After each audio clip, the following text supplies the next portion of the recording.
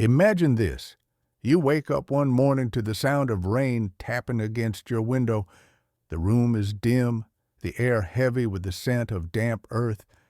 As you lie there, a thought slithers into your mind, quiet but unshakable. What if none of this matters? Not in the fleeting way we dismiss bad days, but in the marrow deep way that unravels everything. What if your ambitions, relationships, and struggles are just echoes in an indifferent universe? No grand design, no cosmic scorecard, no hidden meaning waiting to be uncovered. Just you, here, now, with nothing to prove and no one to prove it to. The thought should terrify you, but it doesn't. Instead, it feels like a door creaking open to a room you've always known was there, but never dared to enter. This is the great unspoken question of human existence. What if your life has no purpose? Not the sanitized version we debate in philosophy seminars or dismiss with platitudes about creating your own meaning. This is the raw, uncut version, the one that strips away the scaffolding of religion, culture, and self-help mantras to ask, what if the void is all there is? We spend our lives running from this question. We fill our days with goals, distractions, and identities like sandbags against a rising tide. Careers become callings, hobbies become passions, love becomes destiny. We stitch meaning into everything because the alternative is unthinkable. But here's the paradox. The more desperately we cling to purpose, the more it slips through our fingers. Like chasing the horizon, the harder we run, the farther it recedes. And in the quiet moments, when the noise fades and the masks drop, we catch glimpses of the truth. What if the chase itself is the illusion? Consider the modern obsession with finding your purpose. It's a billion-dollar industry, a cultural mantra, a moral imperative. But beneath the surface, it's a form of existential panic. We've been conditioned to believe that a life without purpose is a life wasted. Yet history's most profound thinkers, Nietzsche, Camus, Schopenhauer, whispered a darker, more liberating truth. Purpose isn't found. It's assigned. And the moment we stop assigning it, the world doesn't collapse. It expands. So why does this idea feel like a threat? Because we've conflated purpose with survival. For millennia, meaning was handed down through gods, kings, and traditions. Now, in the age of individualism, the burden is ours alone, and it's crushing us. But what if the absence of purpose isn't a curse, but a key? What if the freedom to mean nothing is the very thing that lets you mean everything? This isn't nihilism. It's something far more dangerous and far more alive. You've felt it before, that gnawing sense of emptiness when the applause fades, the promotion lands, the relationship settles. The moment when you realize this wasn't the answer. The goal you chased like a lifeline now feels like a prop in a play nobody is watching. Why? Because purpose, as we've been taught to seek it, is a myth, not a harmless one, but a psychological trap dressed in inspirational quotes. The God-shaped hole, centuries ago, Blaise Pascal wrote of a God-shaped void in the human heart, an infinite abyss we try to fill with finite things. But remove the religious framing, and the mechanism remains. We are wired to crave narrative, to see our lives as stories with arcs and endings. Cognitive science confirms this. Our brains are meaning-making machines, stitching cause and effect into every experience. A random event becomes fate. A setback becomes a test. A coincidence becomes a sign. This isn't enlightenment. It's neural wiring, a survival mechanism that helped our ancestors endure famine and predators by believing their suffering meant something. But in the modern world, this instinct backfires. When life lacks inherent meaning, the mind invents one, and then enslaves itself to it. The tyranny of why? Viktor Frankl, survivor of Auschwitz and author of Man's Search for Meaning, argued that humans can endure any how if they have a why. But here's what he didn't say. The why is often a lie. A beautiful, necessary lie, but a lie nonetheless. Modern psychology reveals a darker truth. The more we demand purpose, the more we suffer. Studies on depressive realism show that people with mild depression often assess their control and impact on the world more accurately than happy individuals. The cheerful crowd clings to illusions of influence. The depressed see the void and stagger under its weight. The existential bait-and-switch society offers two escapes from this dilemma. The consumerist mirage, find your passion. Translation, keep searching, buying, and striving. The system depends on it. The spiritual bypass, everything happens for a reason.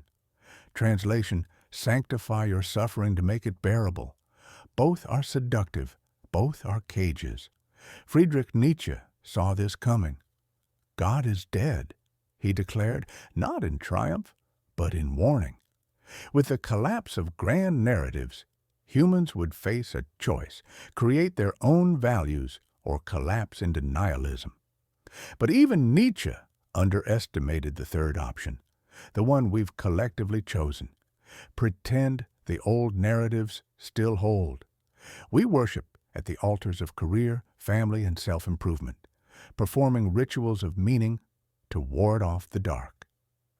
The Stockholm Syndrome of the soul. Here's the cruel twist. The pursuit of purpose becomes the purpose.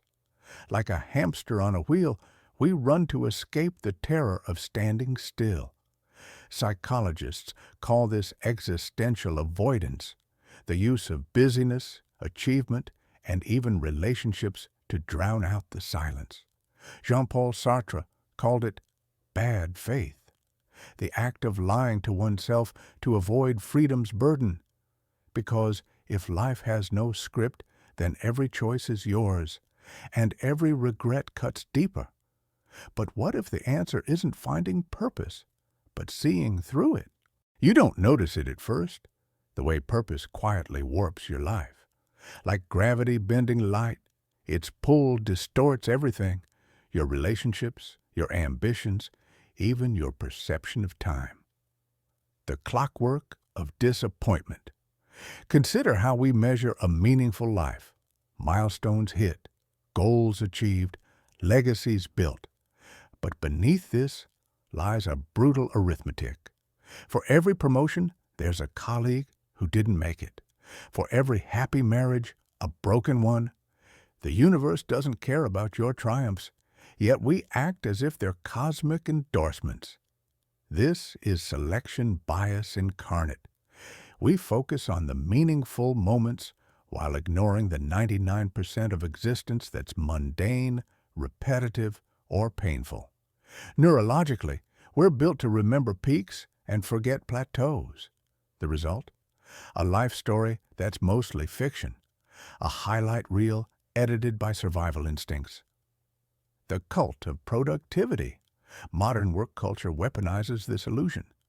Do what you love becomes love what you do or perish. Passion becomes a moral obligation. But as anthropologist David Graeber exposed in Bullshit Jobs, most work is meaningless by design, yet we sanctify it to avoid despair. The data is damning. 85% of employees feel disengaged at work. Gallup. 60% of millennials have left jobs due to lack of purpose. Deloitte. Suicide rates peak among high achievers. WHO. We've created a world where meaning is both demanded and denied, a spiritual bait and switch where the house always wins.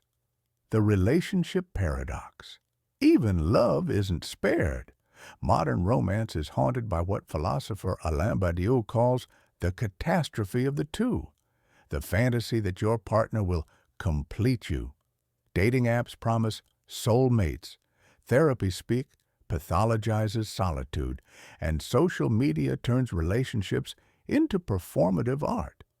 But here's the truth no one admits. No one is meant for anyone. Every lasting bond is built not on cosmic destiny, but on daily choice. The courage to say, I stay, when the magic fades. The time distortion most sinister is how purpose warps time. Future-focused people live in anticipation, past-focused ones in regret. The present, the only realm where life actually happens, becomes a corridor between meaning stations. This is what Heidegger meant by inauthentic temporality, letting societal clocks, career ladders, biological clocks dictate your sense of worth. The price? A life spent preparing to live. The withdrawal symptoms. Now, imagine removing this drug. At first, it feels like freefall. Why work if not for impact? Why create if not for legacy? Why love if not forever? This terror has a name: ontological shock. The vertigo of realizing your foundational beliefs are illusions. Most people never recover. They crawl back to their meaning machines muttering about gratitude and mindfulness. But a few discover the secret. This free fall isn't falling at all. It's flight. The moment you stop seeking purpose is the moment you begin to live. This isn't resignation, it's revolution. The death of why. Ancient Stoics practiced amor fati, the love of fate, not because they believed in destiny, but because they recognized a deeper truth.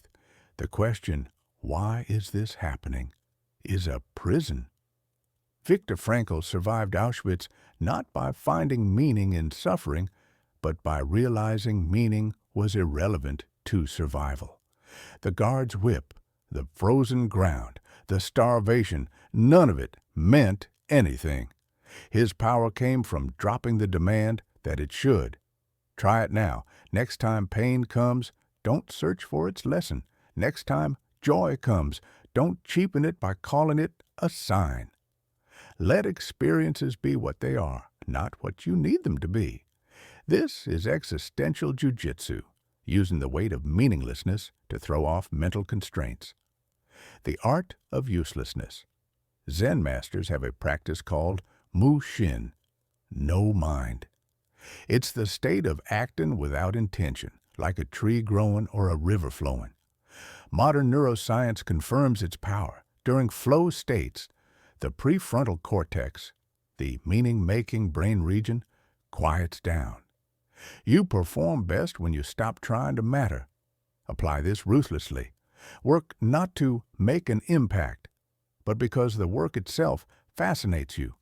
Love not to be loved back, but because love is your nature. Create not for legacy, but because creation is its own reward. History's most liberated minds knew this secret. Einstein called his breakthroughs playing with ideas. Van Gogh painted even when no one bought his work. Emily Dickinson wrote 1,800 poems she never intended to publish. They weren't chasing purpose. They were being purpose, the anti-goal. Here's the ultimate rebellion. Become a walking paradox. Pursue goals while knowing they're meaningless. Care deeply about things that don't matter. This isn't hypocrisy. It's metaphysical jazz, the art of improvising with reality. Practical steps: the 5-minute futility exercise. Each morning, do something beautifully useless. Watch dust float.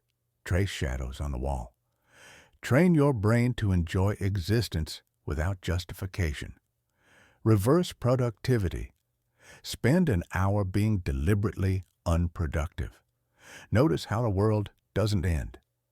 Death meditation.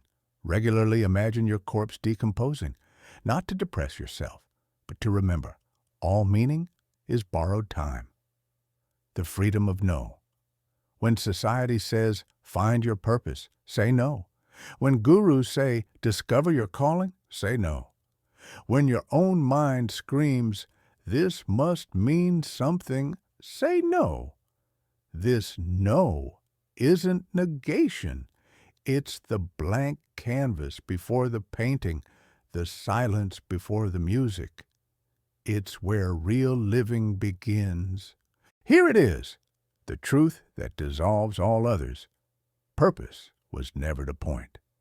Not because life is meaningless, but because meaning was the distraction all along.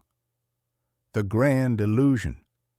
We've been like children searching for the best way to play in the ocean, studying wave patterns, calculating salt content, debating philosophies of swimming, while the water has been holding us up the entire time. The existential dread you feel isn't from lack of purpose. It's from the strain of maintaining the fiction that you need one, like a muscle cramping from carrying an imaginary weight. The cosmic joke. Consider, a sunset doesn't wonder if it's meaningful. It burns. A wolf doesn't question its impact. It hunts. A galaxy doesn't seek legacy. It spins. They simply are. And in that being, they participate in something far beyond purpose, existence itself. This is what the mystics knew but couldn't articulate. Lao Tzu's "The way to do is to be." Rumi's "You are not a drop in the ocean, you are the ocean in a drop." Nietzsche's "Become who you are." They weren't teaching how to find meaning. They were teaching how to stop needing to. The final paradox. The moment you truly grasp this, something miraculous happens. Work becomes play. Love becomes communion. Suffering becomes texture. Not because you've found answers, but because you've lost the questions. Like waking from a dream where you were searching for your glasses, only to realize they were on your face the whole time. The invitation. So here's your choice.